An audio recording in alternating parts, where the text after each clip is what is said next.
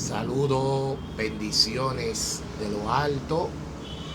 Una vez más, Eddie Pimentel de Jesús, con un en vivo más, teniendo un tiempito largo que no hacíamos un en vivo, pero por la gracia y la misericordia de Dios, estamos aquí una vez más.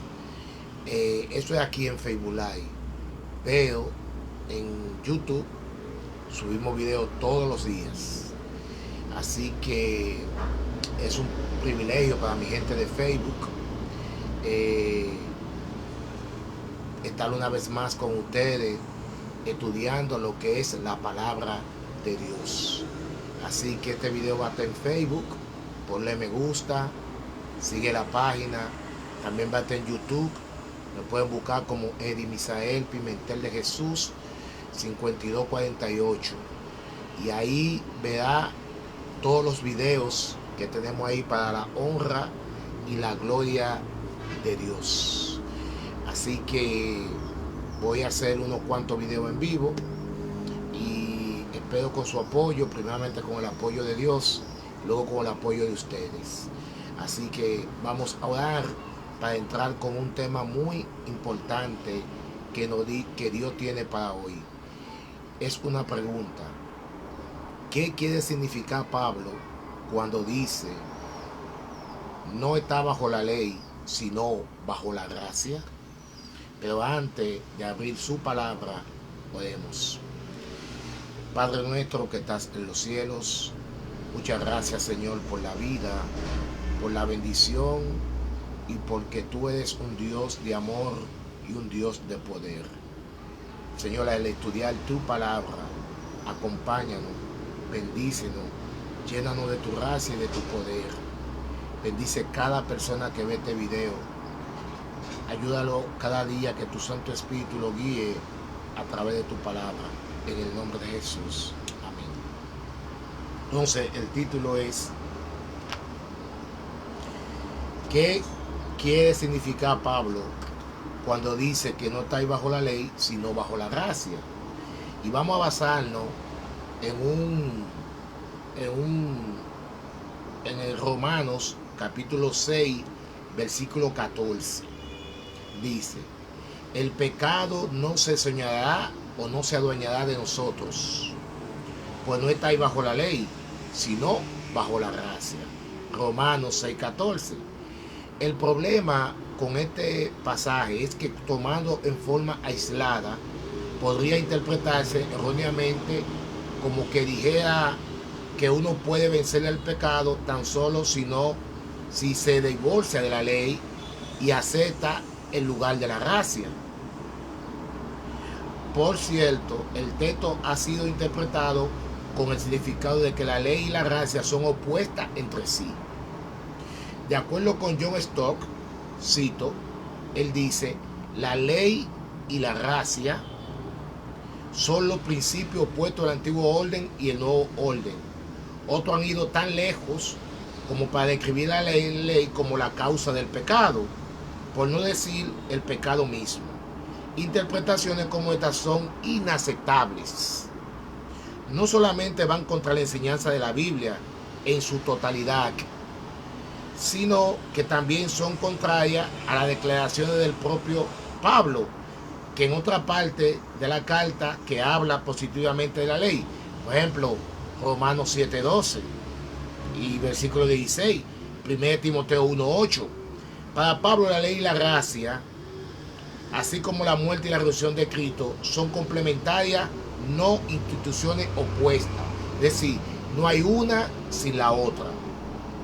El cristiano y pecado. Para arribar a una comprensión apropiada del pasaje, primero debemos considerar el contexto del pasaje.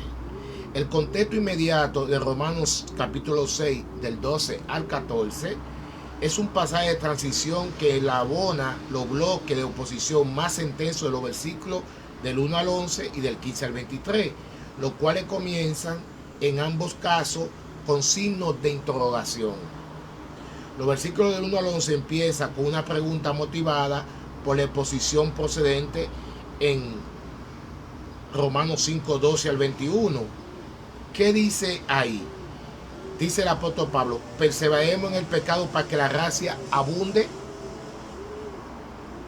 Es una pregunta. Pablo niega vigorosamente esta posibilidad, independientemente de qué cosa desea Pablo que entendamos con la declaración, pues no estáis bajo la ley, sino bajo la gracia. Él no quiere que pensemos que el reino de la gracia nos libera de la obediencia a la ley. Los cristianos no deberían permanecer en pecado, porque el bautismo lo ha unido con la muerte y la resurrección de Cristo. De un modo similar, el versículo 15 al 23 se abre con una segunda pregunta que es en el 6.1. Se relaciona con la exposición del final del capítulo 5. Dice, pecaremos porque no estamos bajo la ley, sino bajo la gracia. Otra vez Pablo niega esta posibilidad. Los cristianos deben permanecer libres del pecado. ¿Cuántos dicen amén? Libre del pecado al ser santificado en Cristo. Era de Adán, la era de Adán y la era de Cristo. Romanos 1.5 dejen claro que Pablo piensa la historia en función de dos eras o épocas. La era de Adán y la era de Cristo. A diferencia de la era de Cristo, la era de Adán se caracteriza por el pecado. De manera que cuando Pablo declara en Romanos 3.9 que todos los seres humanos, tanto judíos como griegos, están bajo el pecado, está diciendo que cada ser humano que está fuera de Cristo pertenece a la era de Adán. Obviamente, la era de Adán continúa en la historia como una realidad paralela aún después de la venida de Cristo. Sin embargo, lo que es importante para nuestro propósito es que lo agudo contraste trazado entre la ley y fe, transgresión y gracia, pecado y santidad, todo expresan este esquema de dos eras, de dos épocas. La época de Adán, que está bajo pecado, y la época de Cristo, que nos libra del pecado. El problema es que bajo esta convicción, la ley parece pertenecer a la era de Adán.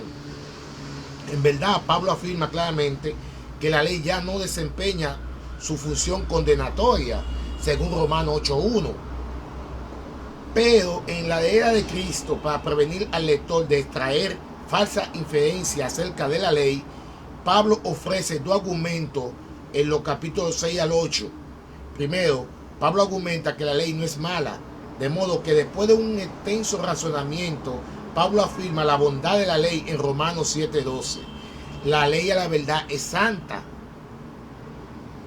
y el mandamiento santo, justo y bueno. Luego Pablo refuerza esta afirmación en Romanos 8.4 con la declaración de que los requerimientos de la ley necesitan ser cumplidos. Segundo, Pablo traslada la orientación de su argumento de la historia de la experiencia humana. Pablo se centra en lo que la muerte de Cristo significa para la historia, y en el capítulo 6 dirige su atención a lo que la muerte de Cristo significa para nuestra experiencia. Por tanto, el propósito de Romanos 6, 12 al 14 es señalar el cambio de foco de la historia a la experiencia humana en el contexto de la ley. Ahora bien, sentido de bajo la ley y bajo la gracia. Romanos 6.14 comienza con el pecado no se adueña de nosotros. El tiempo futuro de la frase no se ensoñará ha dado origen a varias interpretaciones diferentes. Algunos la ven no como un mandato, sino como una promesa. Otros como una palabra de ánimo y confianza. Son buenas sugerencias. Pero lo que no puede significar es que seremos impecables de pronto, instantáneamente. El tiempo de ese versículo necesita ser entendido a la luz de las municiones de los versículos 12, 13 y 19 de la declaración en tiempo presente de Romanos 7, 14 y 15. La segunda mitad de Romanos 6, 14 afirma, pues no está bajo la ley, sino bajo la gracia. El mismísimo versículo siguiente deja en claro que Pablo usa aquí la frase bajo la ley para referirse a la vida en la antigua era de pecado y muerte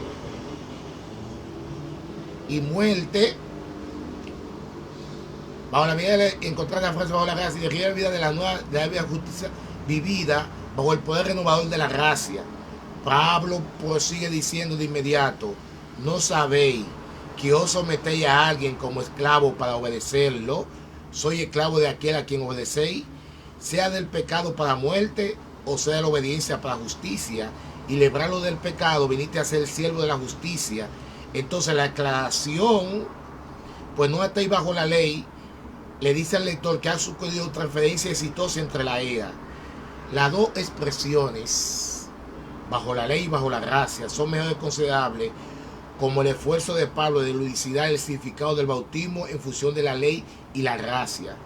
La vida bajo la condenación de la ley corresponde a la muerte, y la vida bajo la gracia corresponde a la resurrección y a la vida llena del Espíritu, en el cual recibimos poder para librarnos de la garra del pecado.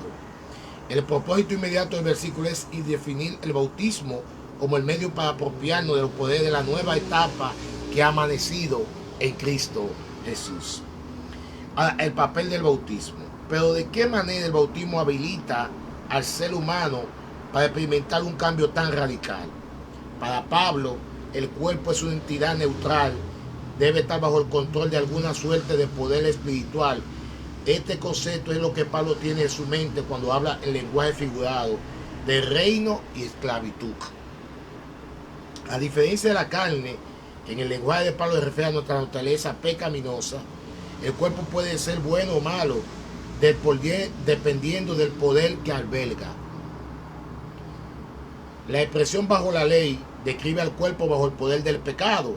En otras palabras, en tanto el poder del pecado reina en mi vida, estoy bajo la condenación de la ley. De modo similar, bajo la gracia significa que el cuerpo ha llegado a ser el lugar de morada del Espíritu del Señor resucitado. Y solamente, aun estando tal, puede la ley ser cumplida en la vida del creyente. Para que el bautismo transfiera el cuerpo del poder del pecado al poder de la gracia, debe satisfacerse tres condiciones. Y la quiero dejar. Número 1. Primera, debe ser bautizado en agua de una manera que represente la muerte, la sepultura y la resurrección de Cristo. Empero, a pesar por el rito del bautismo no es suficiente, porque su duración es demasiado breve y con frecuencia nuestra comprensión del bautismo en este momento es incompleta. Segundo, la experiencia inicial del bautismo debe ser remontada, repetirlo hasta como el antiguo, resucitar para lo nuevo. Y finalmente nuestro afecto y nuestra voluntad deben llegar a identificarse diariamente en simpatía con los afectos y la voluntad de Cristo mediante una fe y un amor creciente en Cristo. Gloria a Dios.